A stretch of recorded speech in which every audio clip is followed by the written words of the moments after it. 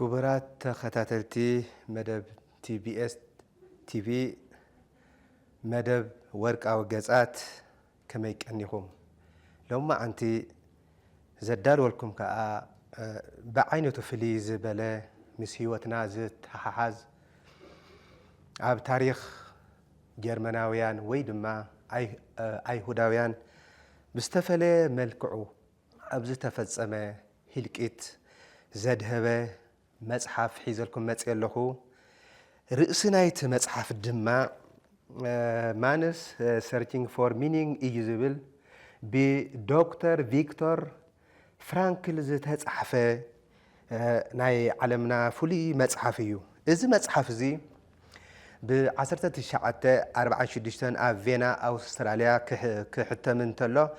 ب1959 ዓመተ ምህረት ፈረንጂ ከዓ ኣብ ሕቡራት መንግስታት ኣሜሪካ ተሓቲሙ ድሕሪኡ ከዓ ب1983 ዓመተ ምህረት ፈረንጂ ኣብ ቬና ካልኦት ተወሰኽቲ ምዕራፋት ሒዙ ተሓቲሙ እዚ መጽሓፍ እዚ ማንስ searching for meaning ዝተሰየመ እንትትከውን ትርጉሙ ድማ ደቂ ሰባት ብትርጉምዮም ዝነብሩ ወይ ድማ ሰብ ትርጉምዩ ዝእልሽ ዝብል ትርጉም ኣለዎ ማለት እዩ እዚ ብዶክተር ፍራንክል ዝተጻሕፈ መጽሓፍ ኣብ 1946 ወይ ድማ ኣብ 1945 ዓመተ ምህረት ፈረንጂ ኣብ ካልኣይ ኩናት ዓለም ዶክተር ፍራንክል ናብ ኣሽዊትዝ ኣብ ዝተባህለ ኮንሰንትሬሽን ካምፕ ወይ ድማ መዕጎሪ ካምፒ ኣትዩ ነይሩ ኣብኡ ምስ ኣተወ ከዓ እዚ መጽሓፍ ንኽጽሕፎ ዕድል ፈጢሩሉ እዚ እስር ቤት እዚ ወይ ድማ እዚ ኮንሰንትሬሽን ካምፕ እዚ ኣብ ዓለምና ብዓይነቱ ፍልይ ዝበለ እንትትከውን ኣብ ዓለምና ኣብዛ ምድሪ እዚኣ ብዓይነቱ ፍልይ ዝበለ ናይ ደቂ ሰባት ህልቂትን ስቅያትን ዝተረኣየሉ ታሪክ ዓለምና እዩ እስቲ ብዛዕባ እዚ ኮንሰንትሬሽን ካምፕ እዚ ሓደ ነገር ከስታውሰኩም እዚ እስር ቤት እዚ ዝበዝሑ ኣይሁዳውያን ዝነበርዎ ዝተኣሰርዎ እንትትከውን ብሓፈሽኡ ግን ናይ ደቂ ሰባት ታሪክ ስቅያት እንታይ ከም ዝመስል ደቂ ሰባት ነንባዕልና እንታይ ዓይነት ናይ ምክፍፋእን ናይ ምጽልእላእን ናይ ነቲ ሓደ ጸላኢ ነቲ ሓደ ፈታዊ ከም ንገብረሉ ሓደ መርኣያ ኮይኑ ሓሊፉ ማለት እዩ ኩሉ ነገሩ ምሳኣነ ዶክተር ፍራንክል ኣብዚ እስር ቤት እዚ ቤተሰቡ ብምልኦም በዓቲ ቤቱ ሓዊሱ ማለት እዩ ኣብዚ ኮንሰንትሬሽን ካምፕ ህይወቶም ጠፊኦም እዮም ስለዚ ዶክተር ፍራንክል ኣብዚ በዓል ሞያ ሕጊ እዩ ነይሩ ካብ መጀመሪኡ ዳሕረ ግን ኣብ ሞያ ሕክምና ወይ ድማ ሳይካታሪስት ዝሰርሕ ዝነበረ ኣብ መጨረሻ ግን በቲ ናይ ካልኣይ ኩናት ዓለም ብናይቲ ናዚ ዝምራሕ ዝነበረ ስርዓት ናብቲ መዕጎሪ ካምፒ ኣትዩ ማለት እዩ ኣብዚ እዚ እስር ቤት እዚ ኣብ ዓለምና ብዙሕ ታሪክ ገዲፉ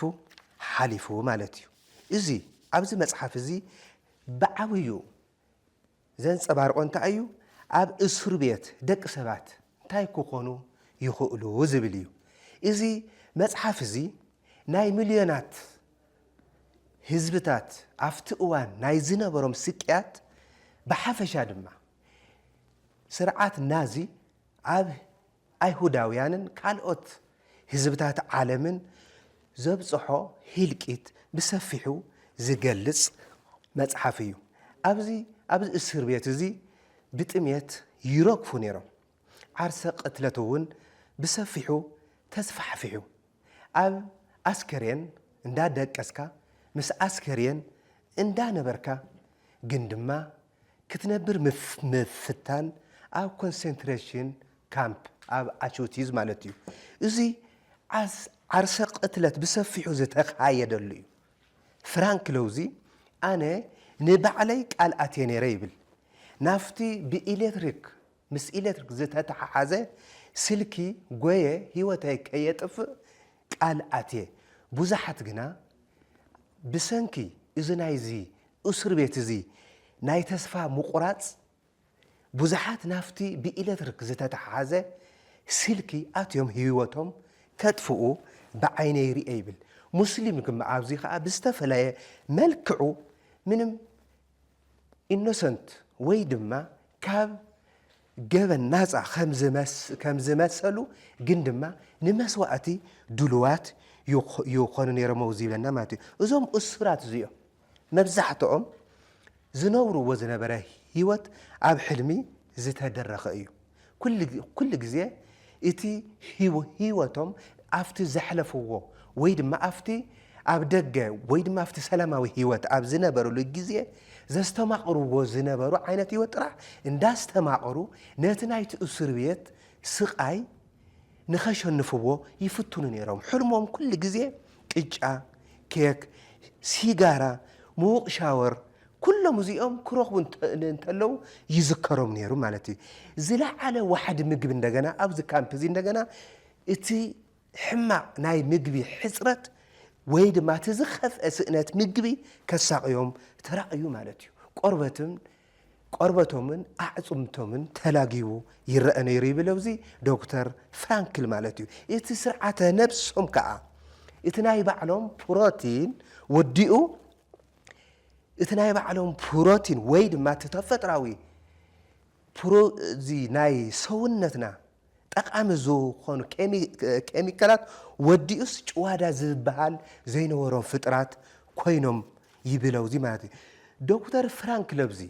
ኣብቲ ናይ ጭንቂ ግዜ ንባዕሉ እውን ተኣሲሩ ኣብ ዝነበረሉ ግዜ ዜማዊ ግጥምታት ኣብቲ ካምፕ የዳምፅ ነይሩ ብፍላይ ድማ ሓቃዊ ፍቕሪ እቲ ቀንዲ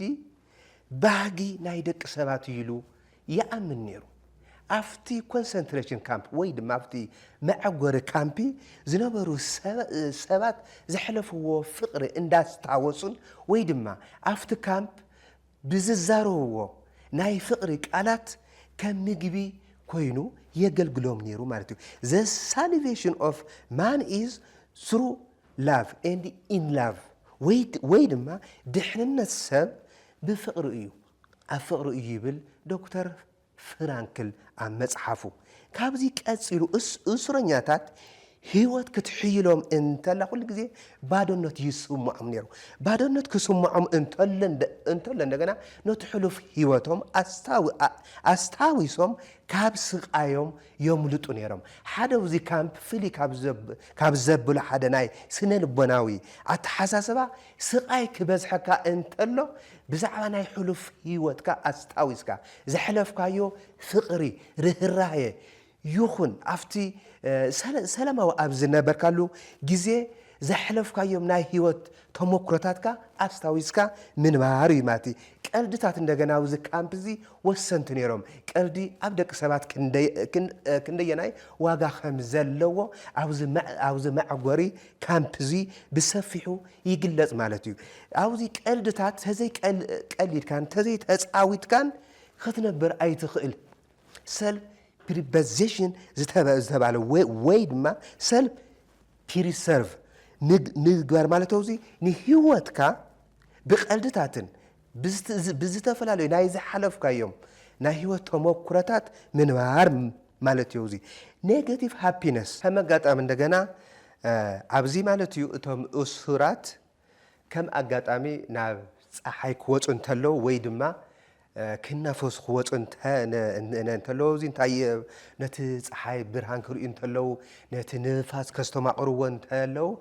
ዓለምስ ክንደይ ትፅብቕ ኢሎም ይሓስቡ ነይሮም ማለት እዩ ቀልድታት እውን ካብዚ እቲ ወሳኒ መሳርሒ ነይሩ ማለት እዩ ማለት እዚ እንታይ ዝብሎ ሰልፍ ፕሪዘርቭ ንምግባር ዓርስኻ ንምክልኻል ወይ ድማ ዓርስኻ ንኽትዕቁብ እንድሕር ኢልካ ኣብዚ ክትቅልደለካ ማለት እዩ ኣብ ፀገምካ ግዜ ኣብ እሱር ኣብ ክትእሰር እንተለኻ እንተዘይቀሊድካን ናይ ሕሉፍ ህይወትካ ተዘይ ኣስታዊስካን ክትነብር ከም ዘይብልካ እዩ እዚ ዝገልጸልና ማለት እዩ ኣብዚ እንደገና ኔጌቲቭ ሃፒነስ ዝበሃል ኣሎ ኔጌቲቭ ሃፒነስ ማለት ካፍትናትካ ሕማቕ ዘጋጠመካስ ጽቡቕ ነገር ምእላሽ ማለት እዩ ኔጌቲቭ ሃፒነስ which means freedom from suffering ማለት እዩ ካፍቲ ንስኻ ትሳቀዮ ወይ ድማ ካፍቲ ዘጋጠመካ ዘሎ ስቃያት ተሓጓስ ምእላሽ ማለት እዩ ኣብዚ ናይ ዓለም ጽዕንቶ ወዲ ሰብ ክንደየናይ ክብሩ ከም ዝቕንስ እንደገና ኸ ደቂ ሰባት ክንደየናይ ነንባዕልና ክብርና ከም ንቀናነስ ከም ጓሳ ነተን ኣባጊዕ ኣኪቡ ክወስደን እንተሎ ዓይነቱ ማለት እዩ ከምኡ ዓይነት ህይወት ክንመርሕ ከም ንኽእል ኣብዚ ከዓ ናይ ደቂ ሰባት ውሳነ ዓርሰ ውሳነ ዝበሃል ቦታ ከም ዘይብለው ዚ ብሰፊሑ ይገልጾ ማለት እዩ ናይዚ ካምፕ ትእዛዛዊ ሕጊ ከዓ ኣሎ ኣብዚ ኮንሰንትሬሽን ካምፕ ማለት ወይ ከዓ መዕጎር ካምፕ እንደገና ሓደ ዓርሰ ምድሓን መሳርሒ ኣሎ ማለት እዩ do not be conspicuous ሩኡይ ወይ ድማ ጉሉህ ኣይትኹን ማለት እዩ ኣብዚ ቶም ናይ ናዚ ወተሃደራት ወይ ድማ ዋርድያታት ንስኻ ሩኡይ እንተ ኮንካ ወይ ድማ ጉልህ ዝኾነ ኣረኣያ ወይ መንነት ወይ ድማ ውፅእቱ እንድሕርካ ወይ ከዓ ተረኣይ እንድሕር ኮንካ ትቕተል ማለት እዩ ኣብዚ ካምፕ እዚ ኣስከሬን ኣብ ዕሊ ኣስከሬን ጥሜት ከም መሳርሒ መቕተሊ ኮይኑ ዘገልግለሉ ማለት እዩ እስራት እንደገና ኩነታቶም ኣብቶም ሓለውቲ እዩ ዝምስረት ማለት እዩ ጥዑይ ሓላዊ ወይ ድማ ዋርድያ እንተጋጢሙካ ቁርብ ክትጸንሕ ትኽእል ኢኻ እንተዘይ ኮይኑ ግን ህይወትካ ኣብ ኢዶም እያ ኩሉ ግዜ እንደገና እዚ ኣእምሮኣዊ ጸገም ናይዞም እሱራት እንደገና ናይቲ ካምፕ ዘይኮነስ ካብ ውሽጣዊ ውሳነኦም እዩ ዝፍንቅል ወይ ድማ እዚ ኢነር ዲሲሽን እንብሎ ማለት እዩ ኣብ ኣእምሮኣውን መንፈሳውን ውሳነታት ይምስረተው ዚ ማለት እዩ እዚ ድማ ሰብኣዊ ክብሮም ሒዞም ንኽጸንሑ ይገብሮም ነይሩ ማለት እቶም ካብዚ መዕጎር ካምፕ ዝወፁ ሰባት ማለት እዩ ምክንያቱ እቲ መንነቶም ኣብ ውሽጣዊ ውሳነኦም እዩ ኣብቲ ደጋዊ እንድሕር ዝምስረቱ ግን ክነብሩን ክሓስቡን ኣይኽእሉን ተስፋ ይቆርጹ ማለት እዩ ስለዚ እዚ ሩስያዊ ደራሲ እዚ እንታይ ይብል ዶስቶቭስኪ ዝተባህለ ደራሲ ሓደ ነገር ኣሎ ዘፍርሐኒ ይብል ንስቃየ ዋጋ ዘይመሃብ እዩ እዚ እንታይ ማለት እዩ ኣነ ዝሳቀዮ ዘለኹ ኣብ ህይወተይ ዋጋ እንተዘይሂወዮ ኣነ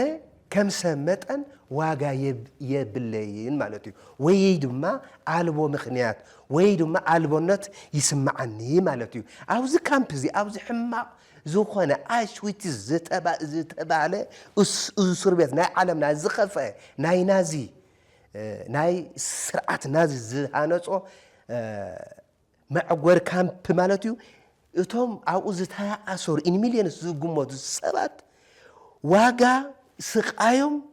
ሓደ መዓት ዋጋ ከም ዘፍሪ ይሓስቡ ነይሮም ማለት ስቃዮም ዋጋ ስለ ዝህብዎ ዝነበረው እዚ መንፈሳዊ ናጽነት ብምርካብ ንህይወቶም ትርጉም ዘለዎ ምዃኑ ህይወቶም ትርጉም ከም ዘለዋን ዕላማ ከም ዘለዋን ይሓስቡ ማለት እዩ ህይወት ትርጉም እንድሕር ሃልይዋ ህይወትና ማለት እዩ ስቃይና እውን ትርጉም ኣለዎ ማለት እዩ ህይወትካ እንድሕር ናይ ባዕልኻ ህይወት ትርጉም ኣለዋ እንድሕር ኢልካ ሓሲብካ ስቃይካ እውን ትርጉም ኣለዎ እዩ ማለት እዩ ስቃይ ክነወግዶ ዘይንኽእል ኣብ ህይወትና ክነወግዶ ዘይንኽእል ምስ ዕድልን ሞትን ዝመሳሰሉ እዩ ስቃይ ከም ዕድልን ሞትን እዩ ብዘይ ስቃይን ሞትን ናይ ወዲ ሰብ ህይወት ሙሉእነት የብሉን ማለት እዩ ኣብዚ እስር ቤት እዚ ብስነ ልቦና ኮንሰንትሬሽን ካምፕ ኢሎም ይጽውዕዎ ነይሮም በቲ ካሊእ እንደገና ፕሮፌሽናል ኤግዚስተንስ ወይ ድማ ጊዜያዊ ሃለዋት ቀጽሉ እንደገና ክትርጉምዎ እንተለው እንደገና ፕሮፌሽናል ኤግዚስተንስ ኦፍ አንኖውን ሊሚት ወሰኑ ዘይፍለጥ ግን ድማ ውሱን ወሰኑ ዘይፍለጥ ግን ከዓ ጊዜያዊ ህላወ ማለት እዩ እዚ እስር ቤት እዚ ከምዚ እንድሕር እንተልናዮ ጊዜያዊ ሃለዋት እንታይ ክትርጎም እንተሎ ንጹር ናይ ህይወትካ ሽቶን ዕላማን ዘይብልካ ምዃን ማለት እዩ ቀጽሉ እንደገና ንመጻኢ ንኸይትነብሩውን ሓደ زعقتك هنجر له مالتيو كأسئلون وشتاوي من النتكاخ يغير مالتيو مخنياتو أبز أسر بيتزي جزياوي هلون نندحر هالليقا تصفى يلان مالتيو سلازي أزي نجنا مسنتاي يتحز مس حدث سرح زي ولسه مالتيو unemployed worker مالتيو أزي تمساس علي بحر اللو مالتيو كلتي أمزيهم his existence is professional مالتيو نقص عليه أيتنبرن بسرون تسفى أيه الوكان ماتي بسمار كوزين تايبل هيوت كم ناي حكيم كم ناي سن حكيمية ويد ما خم ناي سني ناي سني تا حكامية الكل جزء يتزبع أسا خم زمتسن بوخ أخم زي يبك أنت تقبل لك يلو يفلافس مالتيو وزيد هاي مالتيو أفتو أسر بيتون كابزي زجدده كمس خمزقل يصبين يرم وزي بمخان دجنا هيوتهم كيصنحو بهيوتهم كواتو كيلو مالتيو وتي كابزي زجدده ويد ما زبقة زي يصبيو زنبر أسرات جد بقلل هيوتهم كسؤنون عرسق قتلت كفتصومن كيلو مالتيو أسرات كم زجدده خمزقلن كم عدل تقيمهم له أزين دعنا نفتو وشت عواتهم أساقا جروا مالتيو أسرات أبكس عليه زلوا إمنة تتأفيو مسايهم يسأل مت مالتيو أزيخ أنتي مالتيو عدلات ندرت تصبح وينكا أزيخ كجبر الإدعاء وينكا الصورة بيت وينكا ندرت زي تفتسي ملكا هيوتكا تسئن ويد ما عرسة ندفع ويد ما عرسة قتلت تفصم مالتي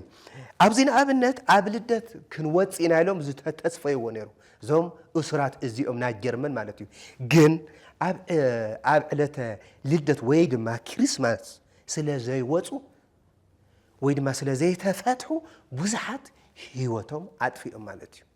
أزيد ما تمالتي تسبيت كندا يناي ندك سبات ودا أخم زوقنا مالتي expectation كندا يناي أب أمرنا زوفت رباس سلاخم زلوا فرعن كل بدن بجرو يرد أننا مالتي نمنتاي كم زنبر انت فليتو حدث نمنتاي كم زنبر ندحر فليتو بخمي كم زنبر كعا يفلت يفل فلاسفة نيتشه وزي حدا نايتي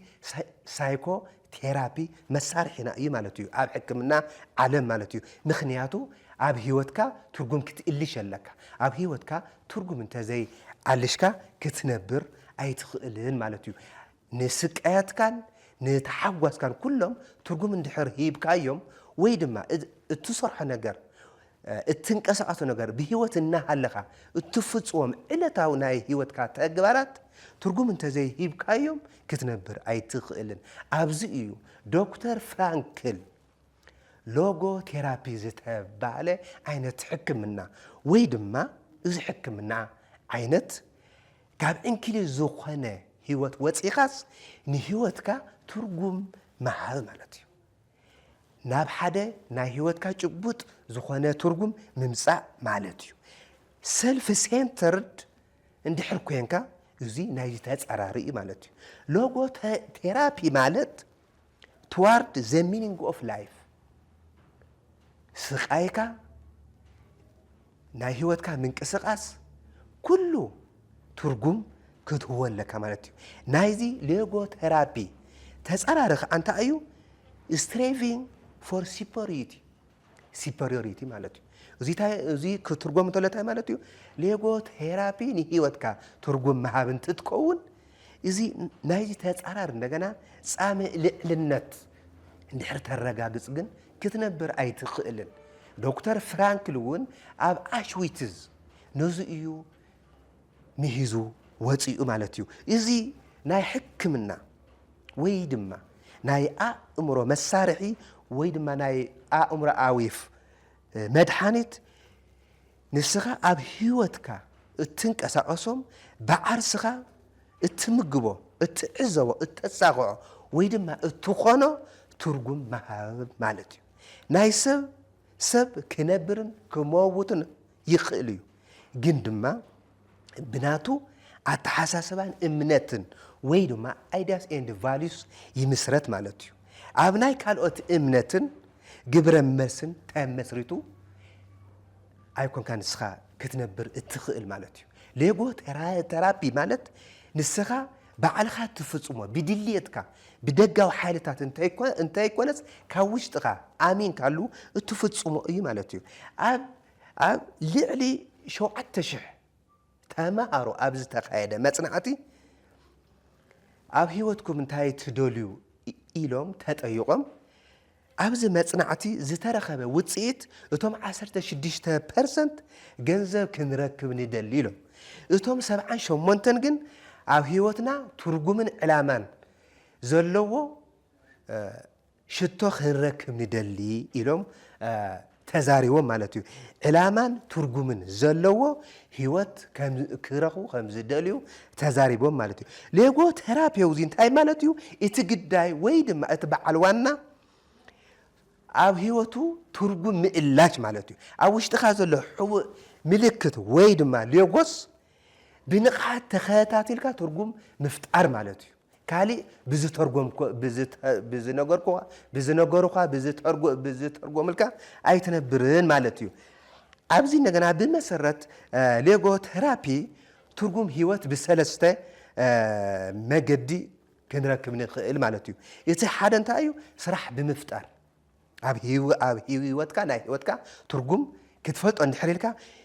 ስራሕ ትፈጥር ወይ ድማ ማሃዛይ ትኾን ማለት ወይ ድማ ናይ ተግባር ሰብ ትኸውን ማለት እዩ ካልኣይ እንደገና ልምዲ ወይ ድማ ተሞክሮ እዚ ከዓ እንታይ ናብ ጽቡቕነት ናብ ሓቅነት ናብ ጅግንነት ዝወስደካ ሓደ እዚ ልምዲ ህይወት ተባሂሉ ይጽዋዕ ማለት እዩ ሳልሳይ እንደገና ንዘይ ተወግዶም ስቃያት ትርጉም ማሃብ ማለት እዩ ብዘይ ግብረ መልሲ ንዘይ ተወግዶም ኣብ ህይወትካ ዘጋጥሙኻ ሳፈሪንግ ትርጉም ትህዎ ማለት እዩ እዚ እንታይ ሚኒንግ ኦፍ ሳፈሪንግ ክንትርጉሞ እንተለና እዚ ሰብ ንተሓጓስ ከይተገደሰ ወይ ድማ ስቃይ ንምቕናስ ከይደለ ትርጉም ህይወት ምርካብ እዩ ኣብ ህይወትካ ንተሓጓስ ወይ ድማ ንስቃይካ ንምቕናስ እትጎረ ፈሓጠርጠርጠር ሓንተይ ኮነስ ኣብ ህይወትካ ታትስምዓካ ስምዒት ኣፍታ ግዜን ሳፍታ ሞመንት ንሳ እትስምዓካ ስምዒት ትርጉም ማሃብያ ህይወት ትርጉም እዚኣ ትኸውን ማለት እዩ በዚ ምክንያት ሰብ ንስቃይ ድልው ዝኾን ስቃይ ትርጉሙ ወይ ድማ ስቃዩ ትርጉሙ ከም ዝህልዎ እንደገና ሰብ ይጽበ ማለት እዩ ኣብዚ መስዋዕቲ ከም ኣብነት ክንወስድ ንኽእል ኢና ወይ ድማ ማዕሰርቲ ንዝኾነ ነገር ኢልካ ንዝኾነ ዕላማ ክተሳኺ ኢልካ ምእንተ ህዝብኻ ምእንተ ማሕበረሰብካ ምእንተ ናይ ተሓሳሰባ ለውጢ ንኽመጽእ ኢልካ እትኸፍሎ ስቃይ ትርጉም ኣለዎ እቲ ትሳቀዮ ትርጉም ስለ ዘለዎ እዩ ንስኻ እትቃለስ ወይ ድማ ካብ ካልኦት ካብቶም ተራ ዝኾኑ ሰባት ሕልፊ መስዋዕቲ እትኸፍል ማለት እዩ ህይወት ትርጉማ ኣብ ኩነታት ኣይትምስረትን ማለት እዩ ወይ ድማ ተተንባይት ኣይኮነትን እዚ ድማ ህይወት ናይ ዘይውገዱ ስቃያት እካብያ ህይወት ናውዚ ኩሉ እያ ማለት እዩ ዘይተወግዶም ወይ ድማ ካብ ህይወትካ ክፍለዩ ዘይኽእሉ ስቃያት እኽብካብ እምበር ኣብ ኩነታት ዘይትምስረት ማለት እዩ ወዲ ሰብ መወዳእታ ከም ዘይብሉ ፍራንክል ብደንብ ገይሩ ይገልጾ ወሰን የብሉን ወዲ ሰብ ግን ድማ ናጽነቱ ዝተገደበ እዩ ካብ ኩነታቱ ናጻ ክኸውን ኣይኽእል ግን ድማ ኣብ ኩነታት ዘለዎ ኣረኣእያ ኣብ ምውሳን ቅዋም ኣብ መሓዝ ግን ናይ ባዕሉ ተኽእሎ ኣለዎ ወይ ድማ ናጻ እዩ ማለት እዩ ኣብ ኩነታት ናይ ባዕሉ ቅዋም ወይ ድማ ውሳነ ይወስድ ማለት እዩ እምበር ወዲ ሰብ ናጻ ኣይኮነን ግን ቅዋም ሒዙ ይነብር ማለት እዩ ሰብ እውን ነገር እውን ኣይኮነን ከም ነገር ኣይቁፀርን ሰብ እኳ ደኣስ ነገራት እዮም ንሰብ ዘወስንዎ ማለት እዩ ንኣብነት ሰብ ናይ መወዳእታ ዓርሰ ውሳነ እዩ ሰብ ናይ ውሳነ ውፅኢት እዩ ንኣብነት ኣብዚ እስር ቤት እዚ قاليهم كم حسما نبعلهم كم حسما غيرهم يقطرون يرو تزودقه فطرت مالتيو زي كم حسما تزتدرب ايه مالتيو قاليهم كأخم قدسات غيرهم نبعلهم يقطرون يرو وزي تاي مالتيو أكونتات أي تمسروتن سلازة أثرنا لهم እቶም ንባዕሎም ከም ቅዱስ ገይሮም ሓሲቦም ክነብሪና ኢሎም ህይወቶም ተርጉሞም ክነብሩ ዝፈተኑ ሰባት ወዚታይ ኣብ ኩነታት ኣይተወሰኑን ማለት እዩ ስለዝኾነ ሰብ ኣብ ውሳኑኡ ዝምስረት እምበር ኣብ ኩነታት ኣይምስረትን ማለት እዩ ሰብ ብባህሪኡ ብኣእምሮኡ ማለት እዩ ኣብ ውሳኑኡ ኣብ ዲሲሽንስ ዝምስረት እምበር ኣብ ኮንዲሽንስ ኣይኮነን ኮንዲሽናት ወይ ከዓ ኩነታት ይቀያየሩ እዮም ግን ንስኻነቶም ኩነታት እትህቦም ግብረ መልሲ ወይ ከዓ ውሳነ እዩ ዘገድሰካ ወይ ድማ ዘንብረካ ማለት እዩ ኣብ ኣሽዊትዝ ብጣዕሚ ጭካነ ዝተመሎ እስር ቤት ዝነበሩ ኣይሁዳውያን እውን ካልኦት ህዝብታት እውን ኣብዚ እንተኦም ዋላ ናፍቲ ጋዝ ክቃጸሉ እንተለው እንዳጸለዩ ይኸዱ ነይሮም ኣብዚ ህይወቶም ክንደየናይ ትርጉም ከም ዝሓውዋ ንሕና ናፍቲ እቶን ዝቃጸል ቃልቃል እንዳበለ ዝቃጸል ሓው ክንኣቱ እንተለና ናህና ምቅጻል ትርጉም ኣለዎ ወይ ንእስራኤላውያን ወይ ከዓ ንኻልኦት ወይ ድማ ንኻልኦት ህዝብታት ታሪክ ክኸውን ኢሎም እዮም ሕጉሳት ኮይኖም እንዳጸለዩ ዝቃጸሉ ነይሮም ገሊኦም ግን ወይ እንዳሉ እንዳባህረሩ ይቃጸሉ ነይሮም ማለት እዩ እዚ ናይ ኩነታት ህይወትና ኣብ ኩነታት ክምስረት ከም ዘይብሉ ማለት እዩ ቀጽሉ እንደገና ትራጂክ ኦፕቲሚዝም ማለት እዩ መሕዘን ተስፋ ማለት እዩ ወይ ድማ መሕዘን ጽቡቕ ነገር ትራጂክ ኦፕቲሚዝም ኢሉ ዝጽዋዕ እዚ ዶክተር ፍራንክል ተስፉ ምዃን ዓርሱ ዝኽኣለ ሌጎ ቴራፒ እዩ ሌጎ ቴራፒ ንህይወትና እንሆ ትርጉም እዩ ክሳዕ ዝበልና ተስፉ ኮንካ ምንባር እንደገና ሓደ ናይቲ ሌጎ ቴራፒ መሳርሒ ማለት እዩ ሌጎ ቴራፒ እዚ ብሰለስተ መገዲ ይግለጽ ስቃይ ሓደ ብስቃይ እዩ ንስቃይካ ትርጉም ማሃብ ኣነ ዝሳቀ ዘለኹ ትርጉም ስለ ዘለዎ ውጽኢት ከምጽየ ወይ ድማ ኣነ ተሳቀየ ካልኦት ዝኽተሉኒ ህዝቢ ወይ ድማ ማሕበረሰብ ኣሎ ሓደ ዓወት ከመዝግብ ይልካ ተሓስብ ማለት እዩ ካልኣይ እንደገና ገበን እዩ ገበነኛ እንድሕር ኮንካ ገበን ፈጽምካ ኣለኻ ዝኾነ ነገር ተሳሕትካ ኣለኻ ግን እቲ ገበን ምዃንካ ግን ስሕተት ኣይኮነን ናይ ኣእምሮ ጉዳይ እዩ ዝኾነ ሰብ ገበነኛ ክኾን ይኽእል ንጹህ እውን ክኾን ይኽእል ማለት እዩ እቲ ገበነኝነቱ ግን ንሓደ ውጽኢት ወይ ድማ እንድሕር ብዝሰርሖ ገበን ዝእሰር እንድሕር ኮይኑ ኣብቲ እስር ቤት ኮይኑ ብዝሓስቦ ብዘንቀሳቅሶ ብዝጽሕፎ መጽሓፍቲ ይኹን ብዝመራመሮ ብዝፈላፈሶ ዋጋ ኣለዎ ማለት እዩ ስለዚ ካብቲ ሕማቕ ጽቡቕ ምጽባይ ማለት እዩ ካብ ስቃይካ ጽቡቕ ነገር ምጽባይ ገበን ሰሪሕካ ናብ እስር ቤት እንድሕር ኣቲኻ እውን ሓደ ነገር ክሰርሕ እየ ኢልካ ከምኒ ኔልሰን ማንዴላ ክትሓስበለካ ማለት እዩ ቀጽሉ እንደገና ሞት እዩ ሞት እንደገና ኣብዚ ወሳነ ናይ ህይወት ውህብቶ እዩ ሞት ስለ ዘሎ ኢና ንሕና ህይወት እነኽብራ ሞት እንድሕር ሃልዩ ብህይወት እናሃለኻ ታሪክ ክሰርሕ ከም ዘለካ ዋጋ ከም ዘለዎ ሞት ዋጋ ከም ዘለዎ ናትካ መጽዋዕት ወይ ከዓ ናትካ ሞት ታራ ሞት ከም ዘይኮነ ብኾንቱ ክትመውት ከም ዘይብልካ እንድሕር ሓሲብካ ሞት ዋጋ ኣለዎ ማለት እዚ እዩ ትራጂክ ኦፕቲሚዝም ዝበሃል ማለት ኦፕቲሚዝም ማለት ንጽቡቕ ነገር ምምናዩ ከዓ ጽቡቕ ምሕሳብ ማለት እዩ ኦፕቲሚዝም እንደገና ብትእዛዝ ወይ ድማ ካብ ላዕሊ ብዝመፀካ መምርሒ ኣይኮነን ኣብዚ ኦፕቲሚዝም ካብ ውሽጥኻ ዝፍልፍል ማለት እዩ ኣብዚ እንደገና ሌጎ ቴራፒ እንድሕር ኢልና ገበነኛ ምዃን ወይ ድማ ሞት ኣብ ቅድሜኻ እንድሕር ሃልዩ ወይ ከዓ ስቃይ እንድሕር ዘጋጥመካ ካብዞም ሰለስተ ነገራት እዚኦም ትርጉም ህይወት ምእላሽ ማለት እዩ እዚ እንደገና ኮሌክቲቭ ገልት ዝበሃል ኣለዉ እዚ እንታይ ማለት እዩ እዚ ሓበራዊ ወይ ድማ ናይ ሓበር ገበን ማለት እዩ ናይ ሓበር ገበን ከም ህዝቢ ወይ ከዓ ከም ማሕበረሰብ ገበነኛ ክኸውን ኣይኽእልን ሓደ ማሕበረሰብ ውሕዳት ሰባት ግን ገበነኛታት ክኾኑ ይኽእሉ እዮም ማለት እዩ ሓደ ሰብ ናይቲ ካሊእ ባህሪ እውን ክላበስ ስለ ዘይኽእል ገበን ሓበራዊ ክኸውን ወይ ከዓ ከም ማሕበረሰብ ክረአ ኣይኽእልን ማለት እዩ ዶክተር ፍራንክል ወይ ድማ ቪክቶር ፍራንክል እዚ እንታይ ይብል ኣብ መወዳእታ ካልኣይ ኩናት ዓለም ናይ ሓባር ገበን ዝመስል ሕቶ ሓንቲ ኣሜሪካዊት ሓቲታትኒ ይብለው እዚ ፍራንክል ማለት እዩ ንምንታይ ኢኻ ክሳዕ ሕዚ በቲ ናይ ጀርመን ወይ ድማ ብናይ ሂትለር ቋንቋ ጌርካ ትፅሕፍ ዘለኻ ኢላ ሓቲታቶ ንሱ ግን ስኽ ኢሉ ኣይረኣያን ኣብ ገዛኺ ካራ ኣለክ ዶ ኢሉ ሓተታ እወለኒ እሞ እንታይ ደኣ በቲ ንክንደይ ሰባት ዝሓረደ ካራ ሽጉርቲ ይኹን ስጋ ይኹን ካሊእ እትኸትፍ ዘለኺ ኢሉ መሊሱላ ማለት እዩ ስለዚ እዚ እንታይ ማለት እዩ እዚ ናይ ሓባር ወይ ከዓ እዚ ኮሌክቲቭ ገልት ዝበሃል ነገር ከምዚ የለ ማለት እዩ እዚ እንደገና ብጅምላ ምፅላእ ብጃምላ ምውንጃል እውን ከምዘይከኣል ማለት እዩ እዚ ዶክተር ፍራንክል ብሰፊሑ ዝነግረና ማለት እዩ ስለዚ ኣብዚ ሞት እንታይ ማለት እዩ ሞት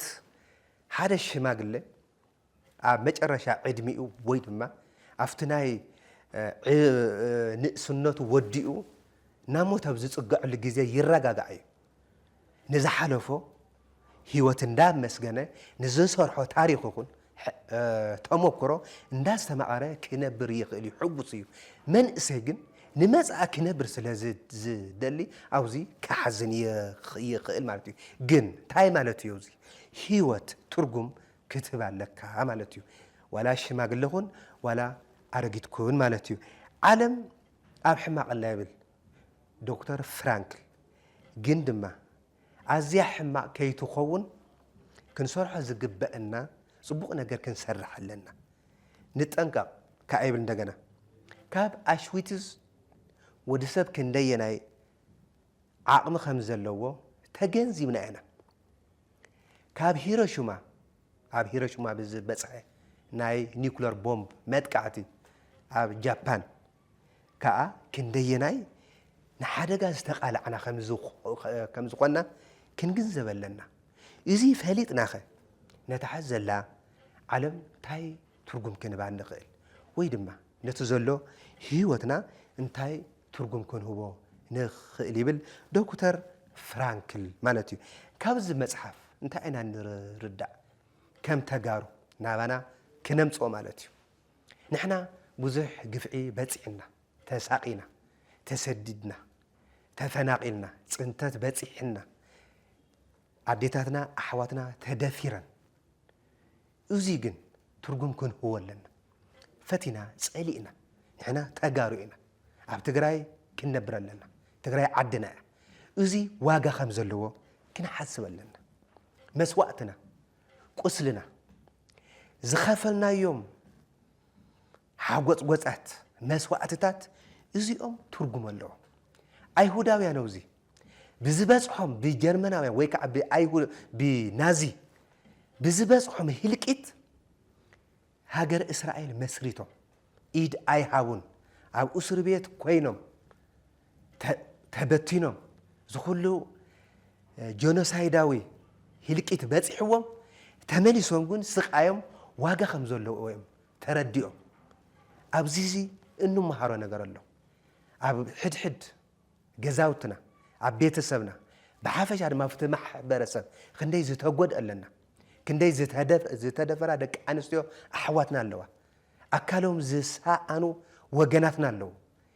እዞም ወገናትና እዚኦም ናይዚ ስቃይ ናይዚ መጉዳእቲ ናይዚ ምምዝባል እዚ ዋጋ ከም ዘለዎ ክንሓስብ ኣለና ፈቲና ፀሊእና ንሕና ዝሰራሕናዮም ዝመፃናዮም ዘመዝገብናዮም ዓወታት ዋጋ ክንህቦም ኣለና ማንስ ሰርችንግ ፎር ሚኒንግ ነዚ እዩ ዘንፀባርቀልና ማለት እዩ ቀፂሉ ፅንተትና ጉድኣትና መስዋእትና ባዕልና ኢና ዋጋ ንዎ ማንም ዋጋ ኣይህበልና ስለዚ ንሎም መዓንቲ ዝነበረኒ صانحي توزي زازي ملهو نمزع بستفلة مزحف كس عن الراخب نحن خونو يغني لك